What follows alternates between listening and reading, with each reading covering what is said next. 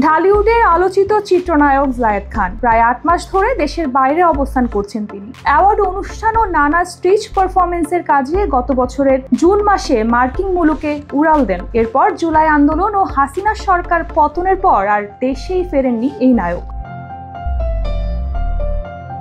তার দীর্ঘ অনুপস্থিতি নিয়ে সৃষ্টি হয়েছে নানান গুঞ্জন। কেউ বলছেন সাবেক সরকারের সঙ্গে সম্পৃক্ততার কারণে দেশে ফিরলে আইনি জটিলতায় পড়তে পারেন তিনি। আবার কেউ ধারণা করছেন হয়তো বিয়ে করে যুক্তরাষ্ট্রে স্থায়ী হওয়ার পরিকল্পনা করছেন। তবে জায়েদ খান নিজেই এসব গুঞ্জনের জবাব দিয়েছেন। তিনি জানান, বিয়ে বা সংসার শুরু করেননি, তবে সেখানে বেশ ব্যস্ত সময় কাটাচ্ছেন। বর্তমানে তিনি যুক্তরাষ্ট্রের একটি টেলিকম কোম্পানিতে কাজ শুরু করতে চলেছেন।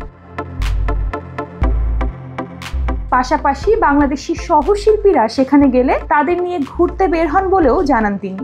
সম্প্রতি গণমাধ্যমের সঙ্গে আলাপকালে জায়েদ বলেন, বাংলাদেশ থেকে কেউ এলে আমি সময় বের করে তাদের সঙ্গে দেখা করি, বিভিন্ন জায়গায় নিয়ে যাই। এটা আমার ভালোবাসার জায়গা। দেশের বাইরে দীর্ঘ সময় থাকা প্রসঙ্গে তিনি বলেন, এর আগে কখনো এতদিন দেশের বাইরে থাকিনি। পরিবার, দেশ সবকিছুর জন্য মন কাঁদে।